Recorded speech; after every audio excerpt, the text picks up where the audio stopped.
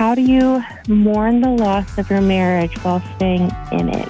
You've created a world that you can't win in. I'm at my breaking point in this marriage. I think you've lived scared to death for so long. Has he hurt you? Do you think your husband's going to kill you?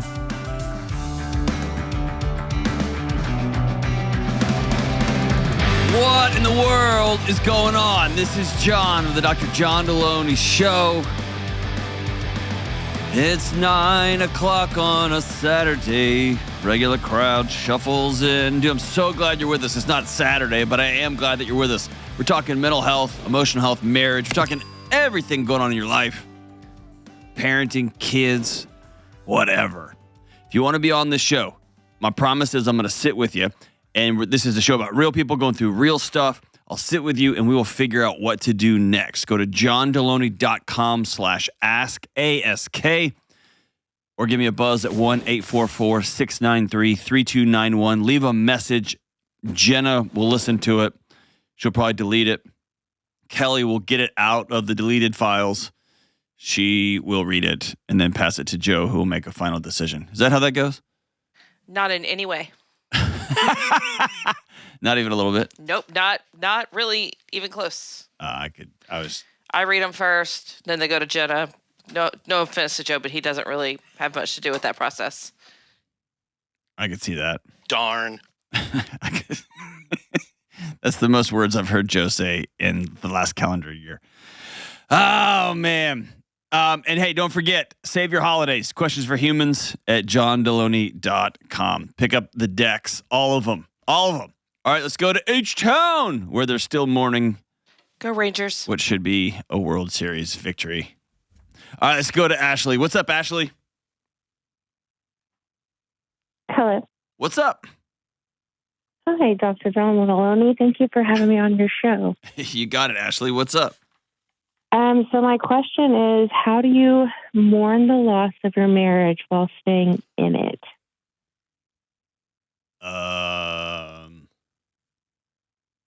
So basically, we're together and we're raising a family, but we're not together. Why? Like, we're not seeing other people, but we're not. Do you want to be? Of course. Does the person you're married to want to be? If he does, he doesn't show, like... Talk into the phone for me. Talk into the phone. His words and his actions don't say that. I've begged for counseling. I've begged for, we can do anything, a book, a podcast, whatever he wants to come up with, to try to, rekindle. But, ultimately, everything I'm trying is being met with nothingness on his end. And I'm to the point that it's I just need to get over him, but I'm going to be with him for a long time. So it's hard to get over somebody you see every day. Why have you done that to yourself? Why are you choosing this path forward? Because I have no ideas what else to do. I wanted to see a therapist, but it's not financially in the books, nor do I have childcare for that. I stay home with the babies, and my husband works. Yeah, I don't. I'm going to say this, and it's going to sound harsh, but I don't believe that. I believe you stay at home. I believe that you could figure out a way to get to a counselor. In fact, I'm going to take that excuse from you. I'm going to give you 3 months of free BetterHelp counseling every week that you can do at your home. How do you do it with kids? Because I'm the primary parent, so... How old are your kids? 1 and 3. Do they not take naps? They're napping right now, but they haven't figured out how to get them to nap where I get more than 30 minutes. Okay. To have alone time. Do you have a friend with a 10-year-old who could come over and play? Oh. Why don't you? I'm a pretty antisocial person, which I am social. I take my kids to do things, but I haven't really met people, I guess. And my only, like, I guess, friend that I talk to has a newborn and a 1-year-old or a 2-year-old now. Okay. And my parents she could help out when they can, but you've created a world that you can't win in. And you've created a world that where you are this sole victim inside of this trapped house, and I don't buy it. I think you could do different things. Why are you thinking so little of yourself?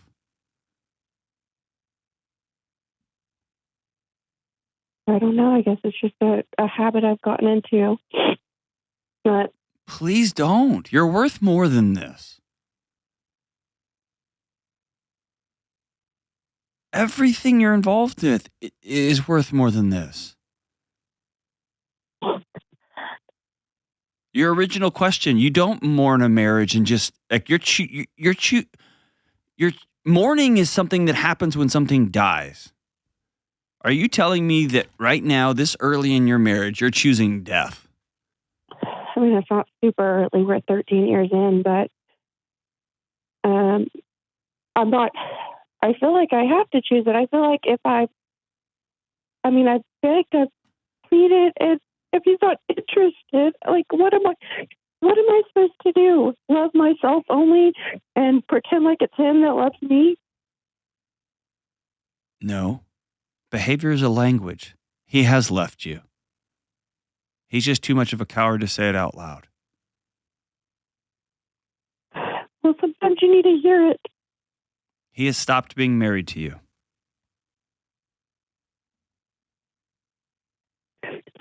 Or I'll even say it this way. He is cheating on you with silence.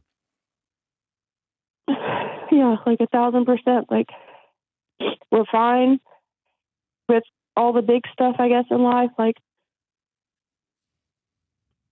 working through finances and I guess the normal stuff people fight about. Those aren't the big things. The big things are, do you love me? The big things are, I'm watching my wife drown and I don't know how to help. Yeah, and I've used those words, like, especially at night when I'm at my wit's end and I'm also pregnant and due with our third at the beginning of the year. And I'm like, sometimes I just need a minute and I'll tell him that. And he doesn't get it or he doesn't care is the way I perceive it. And like, how am I supposed to see somebody to help me figure out me when, I mean, even showers are hard at this point. Of course. And so what you're like, just so I'm clear, when your husband comes home and you have a 3-year-old and a 1-year-old and you're very, very pregnant and you start and you say, how's your day? And he said, fine. How's yours? And you say, it was good. I need 30 minutes by myself. I need you to watch the little ones for 30 minutes. I got a shower. I haven't showered. I haven't gone to the bathroom yet today. And he goes, I'm not doing that.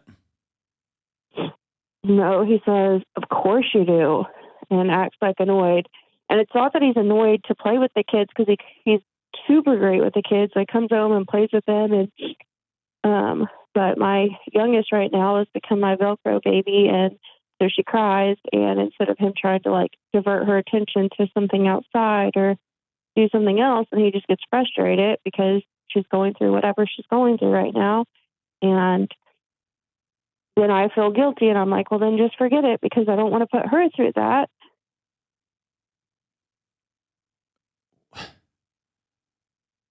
Sweetheart, I mean, 1-year-olds want their moms and they cry sometimes. And when dads are frustrated and tense, kids feel the tension and the frustration and they cry more. But if every time your kid cries and doesn't learn how to be close to dad, and dad doesn't learn how to get some little wins with this 1-year-old, and you feel guilty and come rescue him and rescue her, you can't then turn around and play the martyr. So I just let her be in that kind of... Yes. And then say offline, hey, here's 2 or 3 or 4 things that really help when she's crying like that. I see you trying hard, and I know it's hard when that baby just won't stop crying, and when she's just stuck to me like glue. I get that. It's hard. Try these couple of things. What he usually does is let her scream at the bathroom door. So, and it's like hard for me to take a shower, or if she's just screaming at me at the baby gate while I'm trying to cook dinner, or I can't have her with me because it's dangerous or something. Mm-hmm. And he won't come help? I mean, he'll call her name and tell her to come back to him, but he doesn't actually like physically get her and distract her, which I feel like is, I mean, I guess is what I do. So I feel like that's what's best because of that age, but maybe that's not what's best. Maybe let them just try it out at the gate. Not what I'm saying at all. Not what I'm saying at all. I'm saying that it sounds like a dad who's either a terrible human being, an absolute lazy, no good husband/father who is so lazy he won't even get up and pick up his 1-year-old who's screaming her brains out while mom's cooking dinner or mom's trying to go to the bathroom. That's either that or he's a dad without any tools in his toolkit. No, he's a horrible husband. He's an amazing father. I mean, he lets him cry or whatever, but it's not like it's just a different parenting style than I have, I guess. Why haven't y'all talked about that? I mean, I guess I don't know. What do you say? In my house, my wife was super helpful because I never babysat. I had never changed a diaper before. I didn't know what I was doing. Oh, no, I give him all the tips. Like, I'll even say, hey, will you take them out and swing them so I can get XYZ done? And what does he say? Like, he doesn't feel like it. Or I feel like it's more like a control thing where he doesn't want to take my tips because he feels like I'm controlling the situation and he wants to watch the kids how he wants to watch the kids. And maybe it's the way I come across, maybe it's the verbiage I use, but it's not my intention. I just want my kids not to cry at me.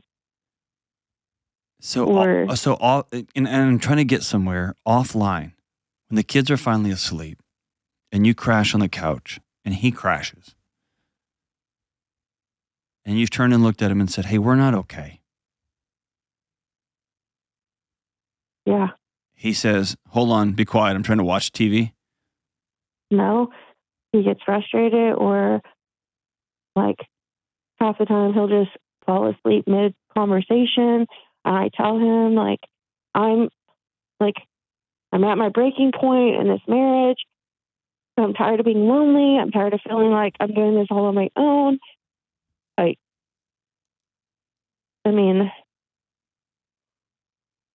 He doesn't really, a lot of times he doesn't respond. He just will stare at me. I'm not doing this with you today or whatever. That's it. I feel like he just locks up super tight and doesn't want to talk about anything. Well, here's the deal. He's not here. I'm a talker, so I don't know how to get through any of it without talking and figuring it out. That's good, but he's not here.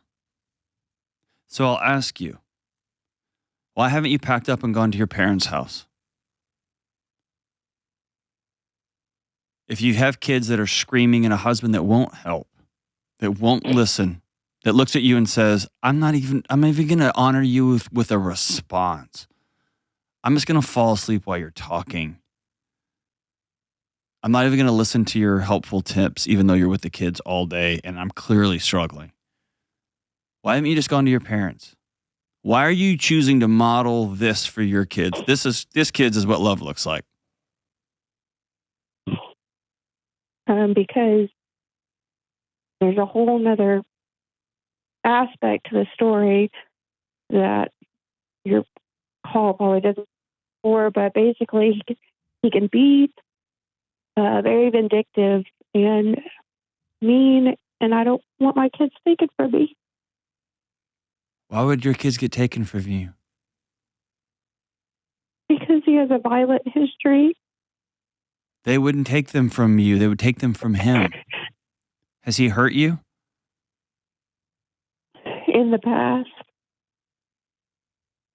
Why are you still there?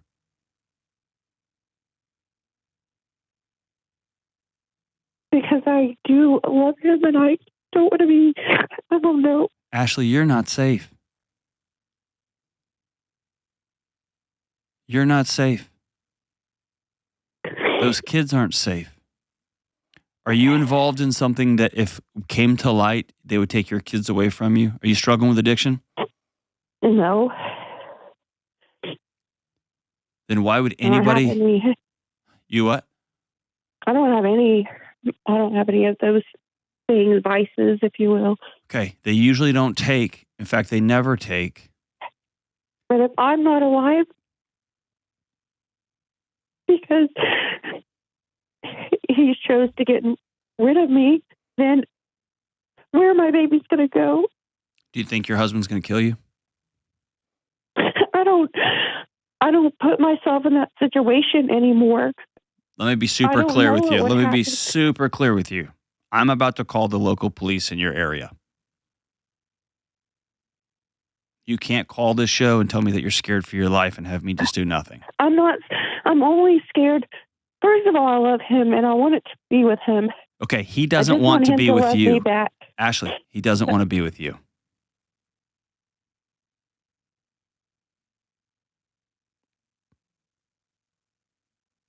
Right?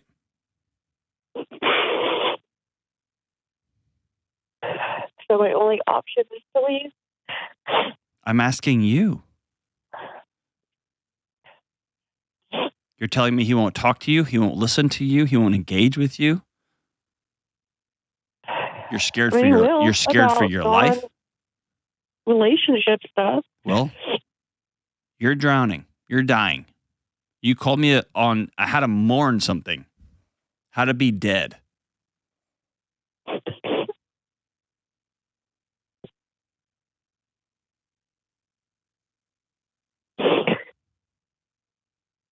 I guess I was just hoping there was a happy ending somewhere. If I could just find a way to be at peace with the cards I was dealt. No. The cards I chose. Because those cards aren't static. You can hand those cards back to the dealer and get another set. But you can't. You absolutely can. No, you can get back out there and raise your kids all alone and be that Potentially. person. But you're not going to find, I don't feel like you can find anybody decent this day and age. I think that's 1,000% incorrect. It's not even close to reality. And I know that because I talk to him every single day. Every day. Here's what I think. I think you've lived scared to death for so long. I think you're so exhausted. I think you've got another baby on the way. And that terrifies you. And as you said at the beginning of the call, you like to socially isolate and your body is screaming at you that you're not safe and you're all by yourself.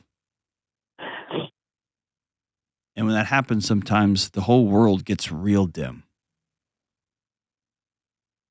And so if you call me, my hope that you called is because you trust me. And I'm telling you, there is hope and there is light and there are people that will help, but you have to be willing to take their help. And you have to be willing to say, I'm tired of living like this and I want to do something different. When you're safe, then you grieve.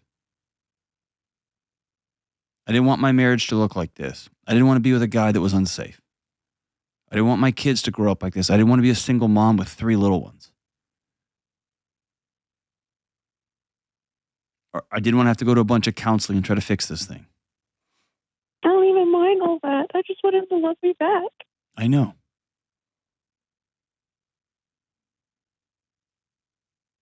I know.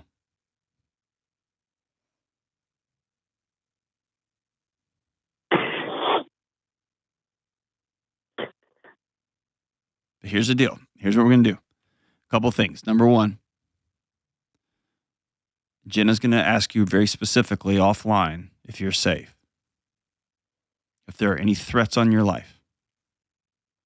If there are, we're calling the police. Period. End of discussion.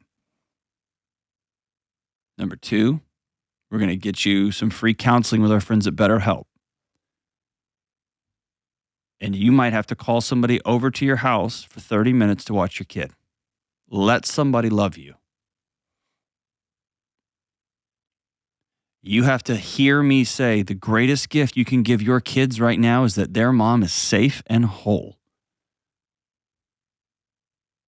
And that means the greatest gift is not letting them, racing in there every time X, Y, or Z happens. It's making sure you talk to a professional therapist right now. It's making sure the police are involved if you're not safe or if this person is violent. It's reaching out to your mom and dad. No, you didn't want that, but here we are.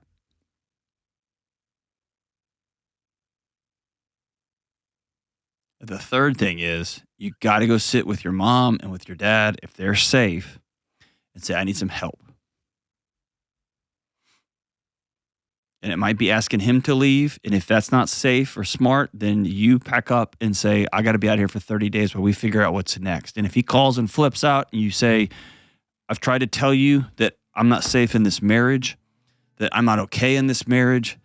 And if we're going to be back together, we got to build something new. But you don't just cash out that quiet life of desperation. This is just the way this is. Because people do change, especially when they get new tools. The sun come up. And if worse comes to worse, there are some amazing people out in the world in this quote-unquote day and age.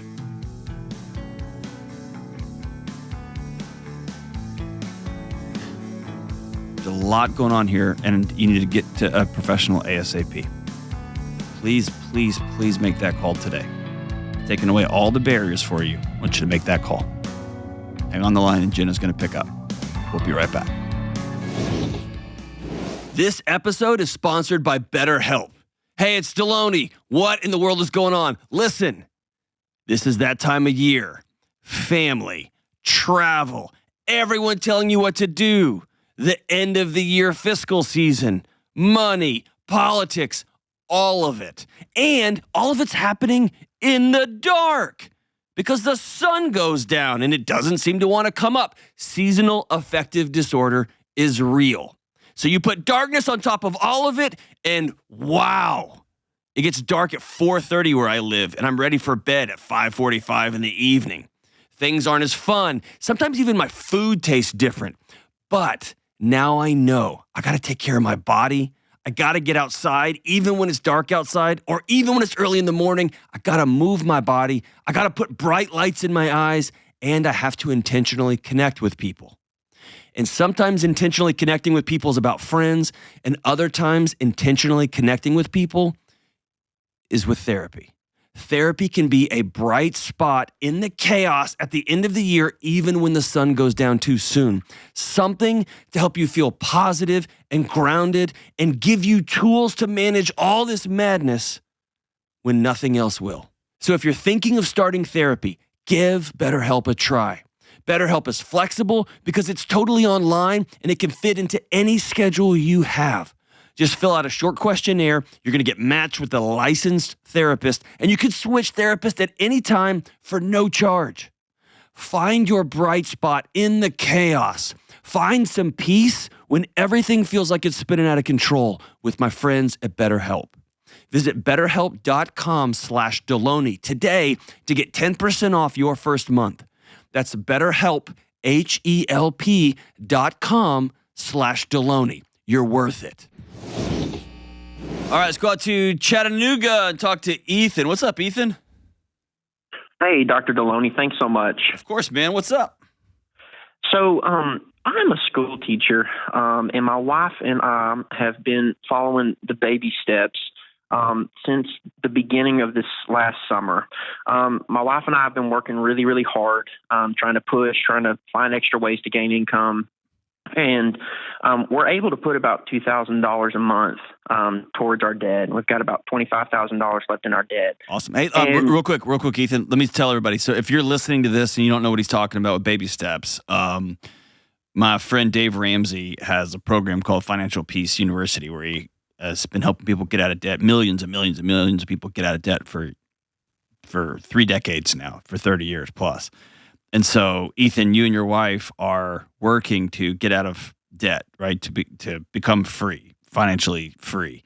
And y'all are working that program, and y'all figure out a way on a teacher's salary and whatever your wife does to have an extra $2,000 a month. Y'all aren't going to restaurants. Y'all aren't going out on fancy dates. You're not going on vacations. You're just trying to pay all this stuff off, right? Yes, sir. That is correct. Pretty amazing. That's awesome. Okay. Well, thank you. Well, my grandmother, who's been like a mother figure to me my entire life, I come, unfortunately, from kind of a dysfunctional family background, has offered to let us come live with her temporarily to help get us out of debt. She wants us to be able to double the amount of money we can throw each month at our debt. And I have been struggling really, really hard. My wife is 100% supportive. She is entirely behind me and behind the idea of us moving. She loves my grandmother to death. But I am struggling greatly with anxiety in regards to this. And I'm extremely bothered by it because this is my grandmother, the closest person that I am to other than my wife. And I'm not sure where it's stemming from. I am very afraid to move out of my home. We rent a house. It's not even ours, but I've lived there for the last 3.5 years. My wife and I, when we got married nearly 2 years ago, she moved into the house with me. And just since I've moved out of my mother's 9 or 10 years ago, I've finally had a stable life and been on my own. And I'm just extremely scared to move in with her and just to leave everything I know, everything I'm comfortable with. And I just was curious to know what you could share, just how do I cope with this anxiety, and just whether or not it would be a good idea for us in the long run to make the choice to move in with her temporarily to pay off this debt. Sure. So, whenever somebody tells me they're anxious, my first thought is, good for you. Your body's working great to protect you from something or from several things. And embedded in your answer, I think, might be one of the solutions.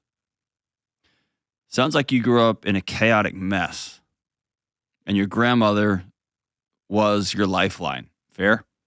Yes, 100%. And then you got a job, and then you got married. Then you got your own place. And your body felt and experienced something it has never felt before, which was peace.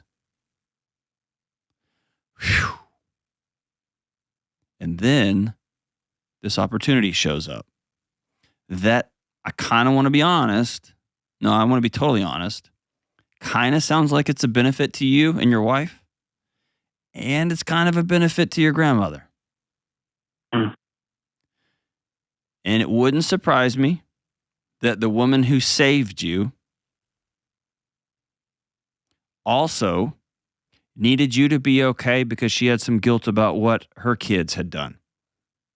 And so on one hand, God, you're so blessed and lucky to have a grandmother that came for you. And you've been a Xanax for her. You made sure she was going to be all right. Fair? Yes, sir. Okay. Sounds to me like your body's working real, real well.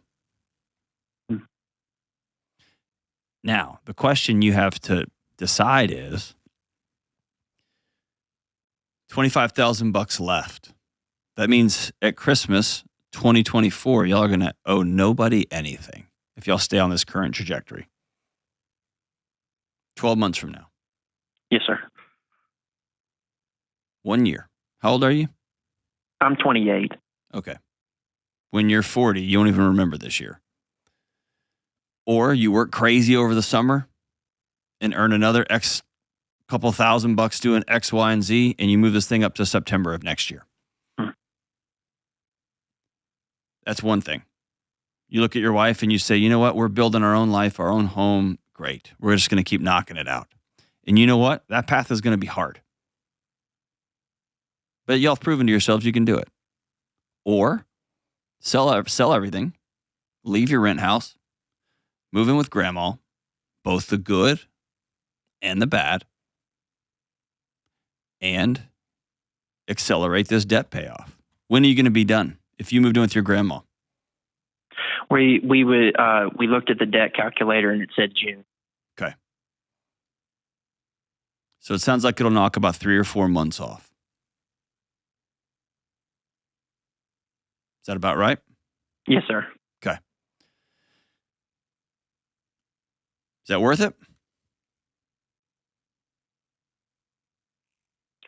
I would think so, just because my wife and I are so ready to move on from this step. We've been, struggling with it. I mean, not as long as others, praise the Lord, but nonetheless, it does have a strain on our marriage that we're not able to move beyond this and move into the next, baby step or phase of our life. But make it, I mean, be super clear. It's going to be a strain on your marriage moving in with your grandma.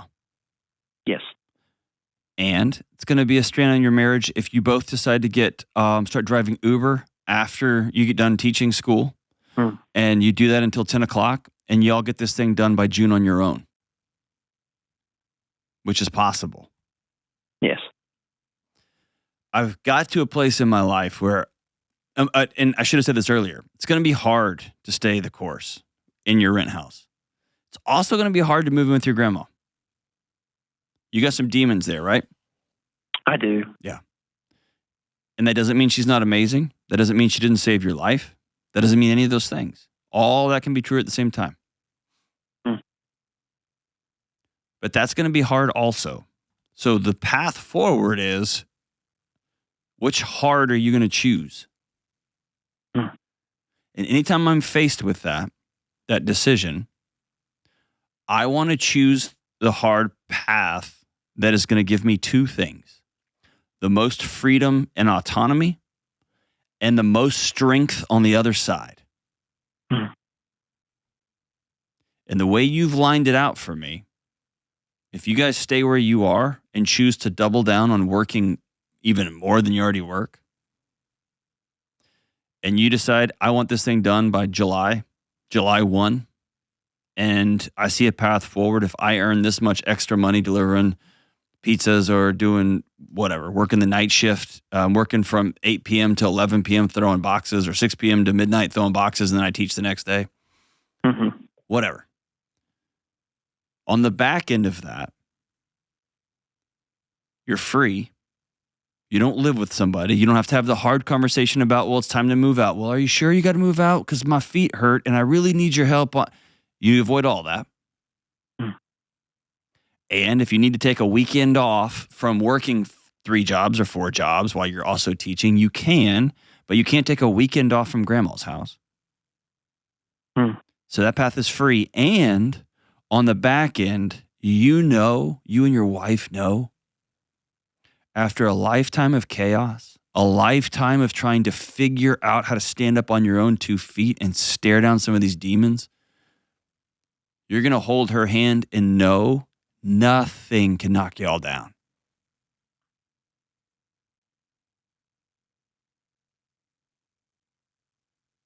Yeah, and it's just extremely tough, just because I've never been a decisive individual, and it's really hard. Always been hard for me to choose. And here's what's cool. Hold on. Here's what's cool. There is no wrong answer here.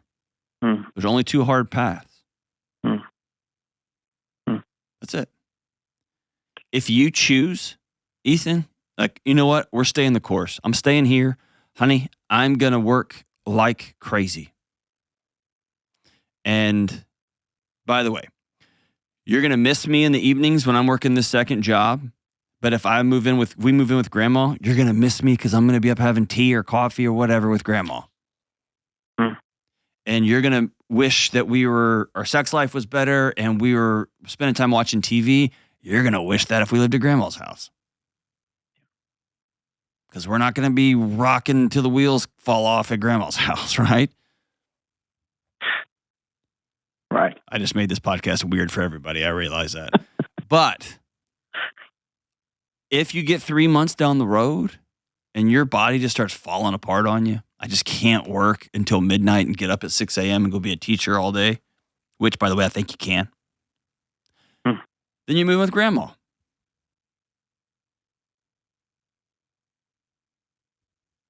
But you will have blown your whole life apart. You'll have got rid of your home. You'll have got rid of your furniture. You'll got rid of your stuff. And you move in with grandma for 3 months and realize this isn't working out.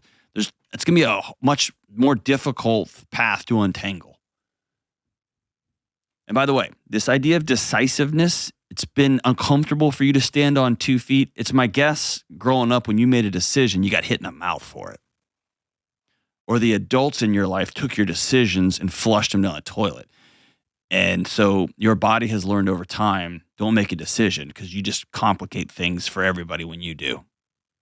The path out of that is a whole bunch of little wins. If you can't do a pull-up, cool.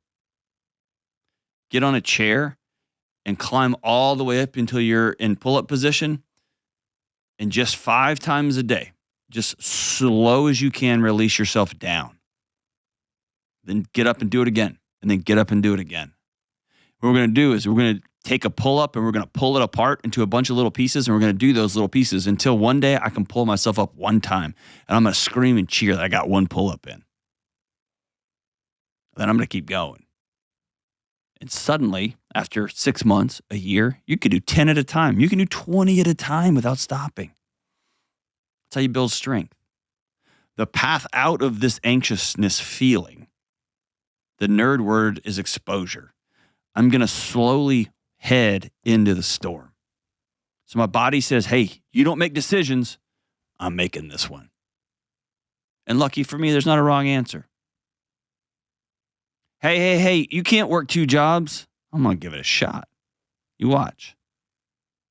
You're going to be in debt forever. You watch. I'm cutting this time in half. The calculator says 10 months. Cool. I'm going to do it in 6. What has to be true for me and my wife and our work schedules for us to be done in 6? I'm going to build it that way. And then on the back end, you're going to have taught your body. Now you can make decisions. You're going to have taught your body. Dude, you can work crazy hours for a short season to accomplish a goal. You're going to have taught your wife. That guy's way stronger than I thought he was. You're going to have taught you that you're way stronger than you were. Personally, I like that path. There is a season to sell your house and move in with your mom, move in with your grandma. I get that. But just from this little conversation, my recommendation, if you were my brother or you were my friend, I would say, hey, get gnarly and stay the course. And on the back end, you'll have freedom and you're going to be stronger than you ever thought imaginable. Hang on the line. I'm going to send you a copy of Building a Non-Anxious Life for you and your wife to read. Start looking at that. The whole 6 Daily Choices chart. And y'all start following that thing religiously. Little steps, man. You got this. Holler at me when you pay all your debts off. We'll celebrate you. We'll be right back.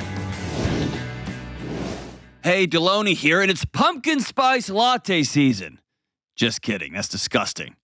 But it is fall. It's a little cooler. The sun's going down earlier, and God help us, daylight savings time is ending or starting or whatever the time is. The time is changing again, and it can be exhausting to adjust to everything all the time.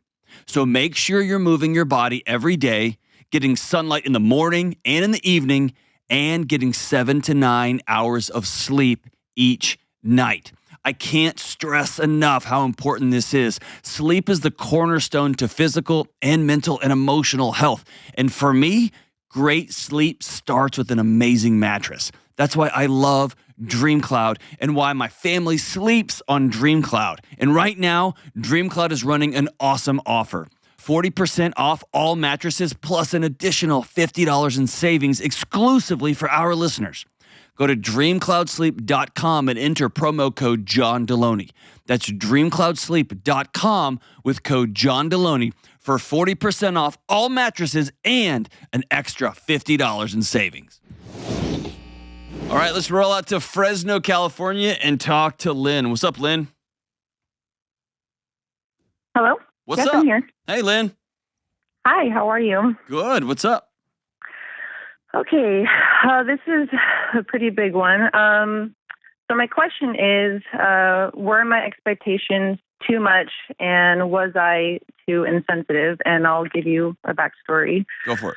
On what happened. So I recently got married in September, and I had asked my best friend to be my maid of honor, which she said that she would do. So mind you, she lives in Oregon, and we've been best friends for 7 years. We've lived together. I'm a believer and she's not. And so she moved to Oregon with her boyfriend, and they have a 6-month-old. And, it's been really hard for her moving up there. She's been financially strapped. So with that, we offered for her to come down here. We paid for a round trip flight for her to come to attend the wedding, so it would make it a little bit easier on her. So a month before my wedding, she calls and she tells me that she's not going to come to the wedding. And then I found out that she was pregnant unexpectedly with her second child, and she didn't really go more beyond that on why she couldn't, or why she decided not to come. And I just felt like there was more, but she just wasn't telling me. So I kind of distanced myself from her during that time because, I was obviously really busy in planning a wedding, and then just emotionally, it really hurt me. And I did express that to her a little bit. And then I reached out to her after the wedding, telling her more how it really hurt me and that I just needed a little bit of space to pray and forgive and move on. And then she comes at me with all of these reasons as to why it was my fault that she didn't come.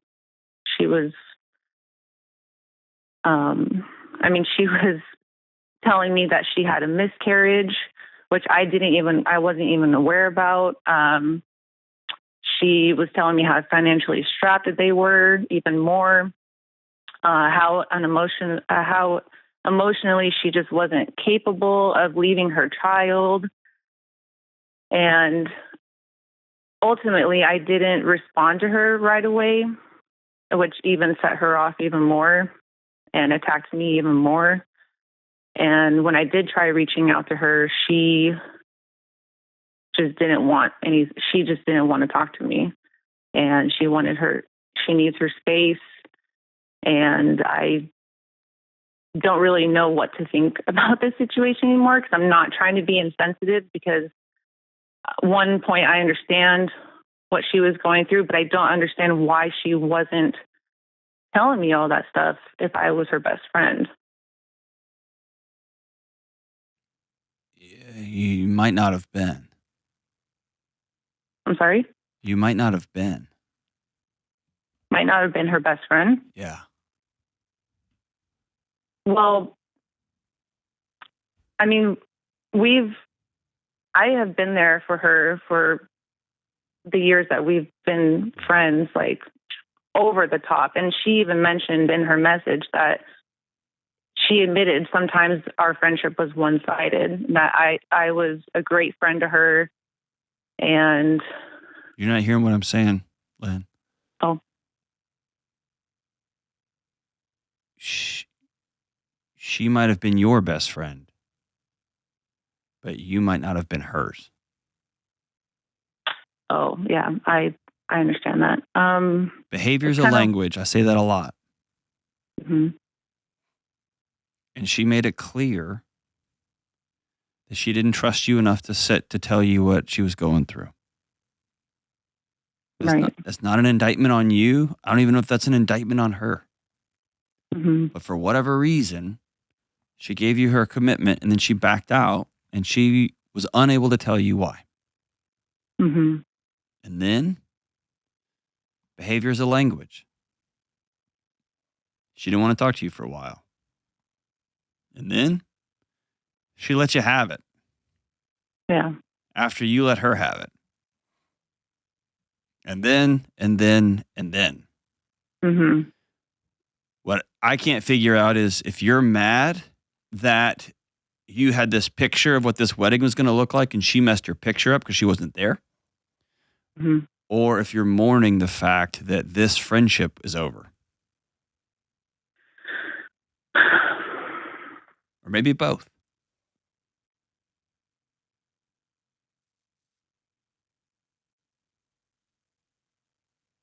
Yeah. I mean, obviously it's not the same with her not being there. And yeah, I did imagine it in one way. But I didn't know all that stuff that was going on. So I know, but you didn't know because she didn't tell you. Right, exactly. Which was confusing to me. It's not confusing. It's very easy. Either you're not the friend, she's not the friend that you thought she was.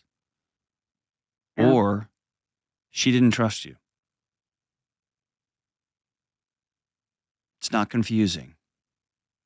It's not over dramatic. It just is. It sounds very, very painful. If one of my closest friends in the world just called out of the blue and was like, hey man, this big thing that's happening for you, I can't be there. Why not? I just can't. Dude, talk to me. Why? I'm not going to tell you. That'd be devastating to me. Mm-hmm. And I would have to make peace with, he gets to do that. And I'm not in super tight relationships with people who don't trust me. It's cool. Mm-hmm. Because I work really hard to be trustworthy. So if you don't want to trust me, okay, I'm going to live in that. I'm going to be heartbroken for a while. That happens. Mm-hmm. Phew. But you're giving her a lot of power over your life. And I mean this in the most loving way I can say it, but you're choosing misery right now, which is different than choosing grief, Mm-hmm. which is different than choosing to move on. You're choosing anger and rage and mad instead of choosing to be heartbroken that your friendship of 7 years, almost a decade, it's gone now. It's not what it was going to be.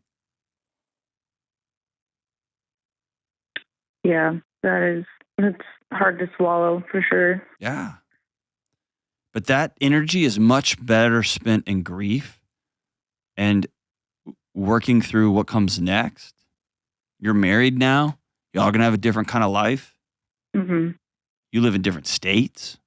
You're going to have to do the hard work of making friends in your local community, your local area, rebuilding trust with people that you love there, or building it for the first time.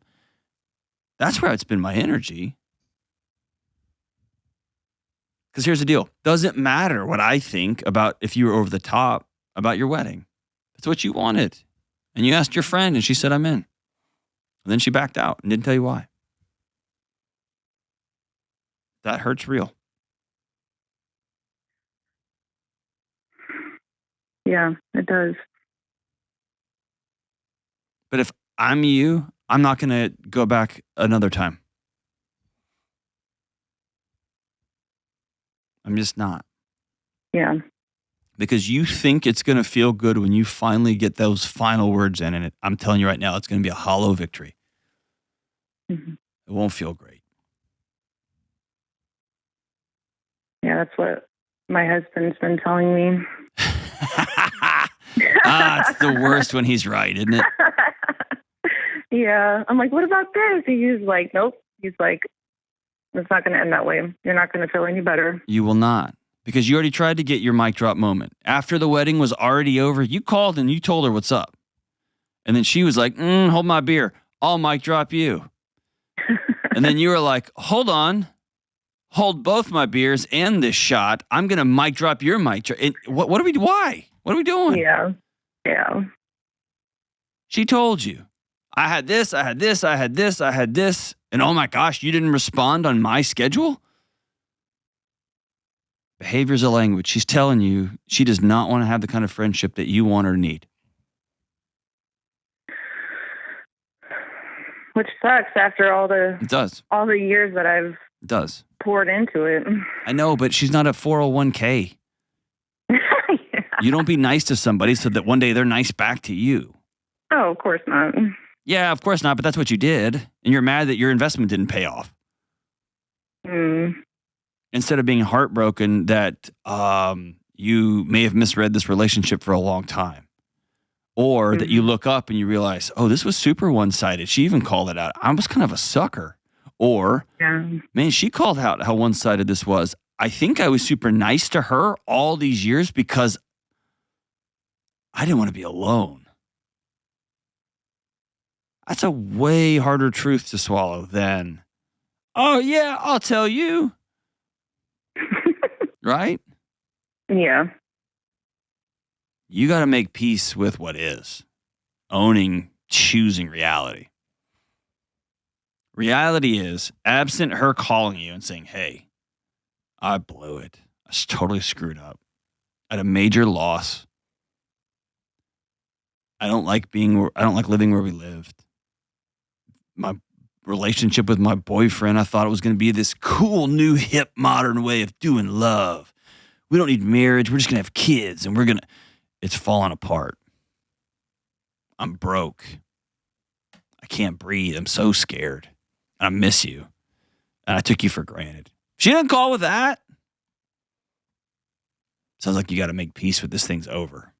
And that's going to hurt. But choosing rage and choosing misery is not affecting her day one bit. It's just poisoning you. And like the old saying goes, you're drinking poison hoping that she gets sick, and she's not. She's in Oregon doing her Oregon things. Probably making her own granola and whatever they do in Oregon. And you are just suffering. So I'm going to tell you, I would recommend choosing grief. Choose heartache. Be sad. Write a letter that you will never send. Just get out of your body onto a page. Write a letter. Says, I'm sorry that this didn't work out. I really, really loved you. Poured into you. I miss you. And I had this picture of us going side by side, ride or die. Your relationship, our couple friends, and it's not going to happen.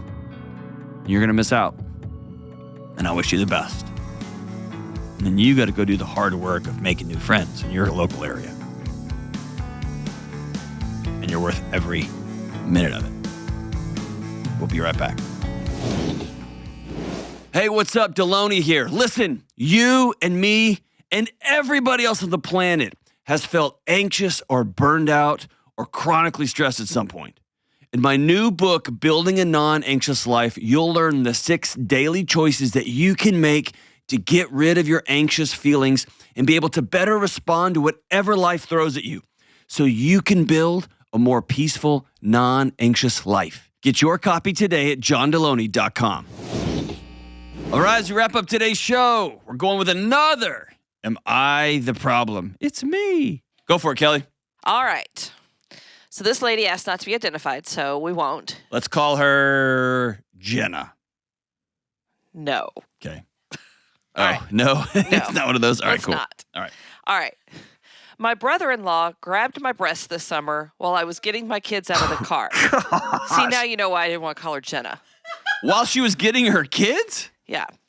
Later, he claimed that he didn't remember it because he had been drinking. His drinking has been an issue and made us uncomfortable in the past, but this is a new level. When I told my husband about what happened, he called him to discuss it, and he apologized to my husband and said he felt terrible. My husband told him that he owes me an apology. He called him to discuss it. My husband... Okay. All right. Yeah, we wouldn't be discussing much. My husband told him he owes me an apology, and it's been 5 months and he still has not apologized. We are expected to spend the holidays with the family along with our annual beach vacation next summer. I don't want to be around him. Am I the problem for asking my husband and kids to skip out this year if he is present?